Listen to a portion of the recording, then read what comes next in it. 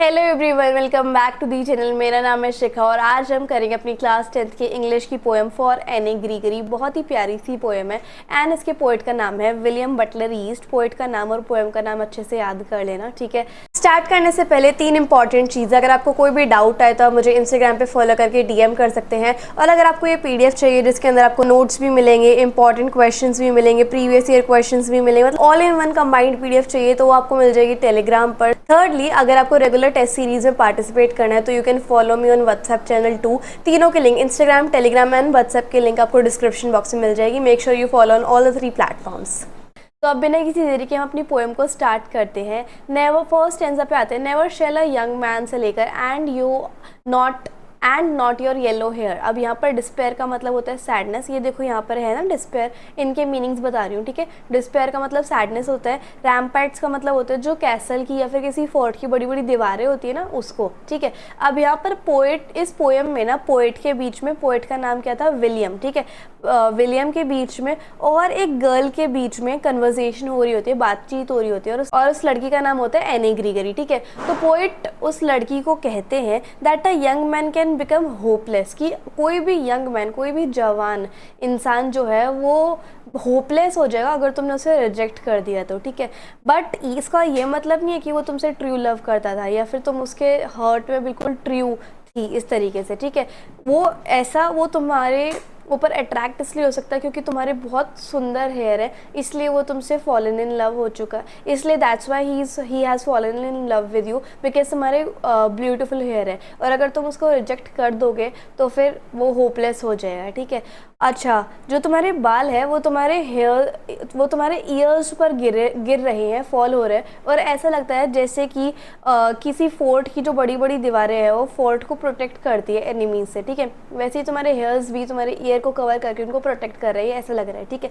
तो first answer में वो यही कहते हैं कि अगर कोई इंसान तुम पे फॉल हो जाए और तुम उसको रिजेक्ट कर दो तो वो होपलेस हो जाएगा, लेकिन इसका मतलब ये नहीं कि वो तुमसे ट्रू लव ही करेगा, बिकॉज वो तो क्या पता तुम्हारी ब्यूटीफुल हेयर से अट्रैक्ट हो रहा हो, that's why he had fallen in love with you, ठीक है। सो यहाँ पर पोएट जो है वो रियलिटी को पॉइंट आउट कर रहे हैं जो कि यूथ में बहुत सारे लोग फेस करते हैं, ठीक है। वो जो है अपोजिट जेंडर से लाइक्ड हो जाते हैं, अट्रैक्ट हो जाते हैं, उनकी इनर ब्यूटी को लेकर नहीं बल्कि उनके अपीयरेंस को लेकर। यहाँ पर लिटरेरी डिवाइस देखिए, राइमिंग स्कीम ABCBDB, ठीक है। मेटाफर देखो, अब यहाँ पर कंपैरिजन किया गया है, एने के हेयर को कंपेयर किया गया है रैम्पैट से, रैम्पैट ऑफ द फोर्ट, ठीक है। सेकेंड स्टेंजा में चलते हैं। But I can get a hair dye and not my yellow hair तक।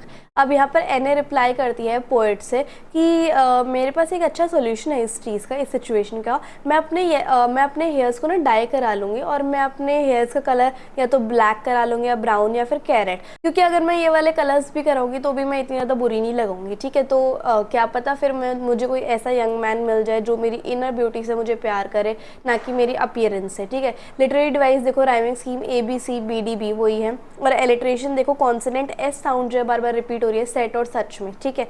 अब नेक्स्ट स्टेंजा में आते हैं। I heard and religious old man से लेकर and not your yellow hairs तक, ठीक है।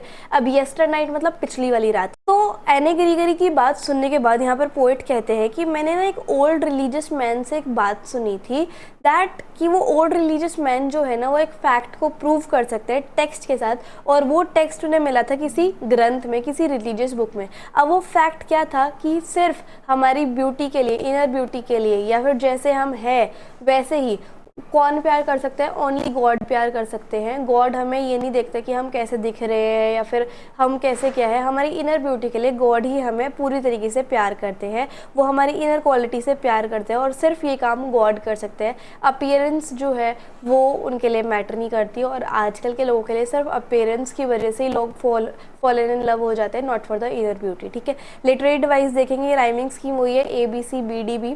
एनाफोरा देखो, repeated use of a word, 2 line में वर्ड रिपीट हो रहा है, दैट ही, दैट और दैट, ठीक है। एलिट्रेशन देखो, ही हैड में H साउंड रिपीट हो रही है और योर येलो में Y साउंड रिपीट हो रही है, तो ये एलिट्रेशन हो गया।